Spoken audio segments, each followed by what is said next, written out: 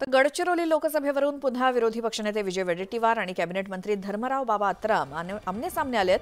विजय वडेट्टीवारांना काँग्रेसमध्ये काही किंमत नसल्याचा आरोप आत्रामांनी केल्याने खळबळ माजली। मुलीला तिकीट मिळावं यासाठी वडेट्टीवार 10 दिवस दिल्लीमध्ये ठाण मांडून बसले असल्याचं त्यांनी म्हटलं। आत्राम यांनी केलेल्या टीकेला विरोधी पक्षनेते विजय वडेट्टीवार यांनी देखील जोरदार प्रत्युत्तर दिलं।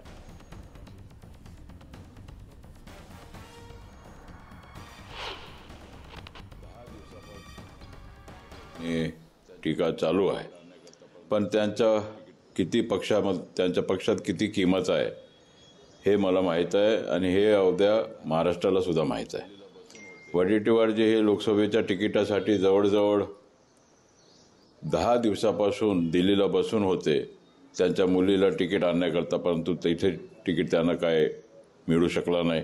धर्मरावमध्ये दम असेल आणि हॉटेलचं नाव सांगा, पुरावे आणा। जर तू खरंच राजा असेल असे काही आरोप करू नये, असे विनाकारणचे आरोप करू नये। हा पराजय दिसत आहे, उद्या मंत्रिपद जाईल या भीतीमुळे अशोक नेते हारले, त्यांच्या मतदारसंघात त्यांची इज्जत जाईल, त्यामुळे ते घ्यावे अशा प्रकारचे आरोप करत आहेत। तिकीट मिळालं नाही म्हणून ते नाराज आहेत आणि ते नाराज असल्यामुळे ते चंद्रपूरच्या लोकसभा क्षेत्रामध्ये सुद्धा ते फिरून नाही राहिले आणि ज्या प्रमाणामध्ये ते फिरायला पाहिजे ते फिरत नसल्यामुळे आणि टीका फक्त माझ्यावर करत आहेत। ती अत्यंत वाईट आहे।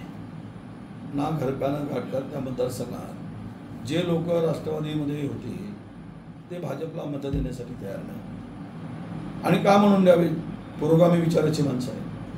हा राजा सत्तेसाठी लाचार झालेला आहे, हे धर्मराव आहे।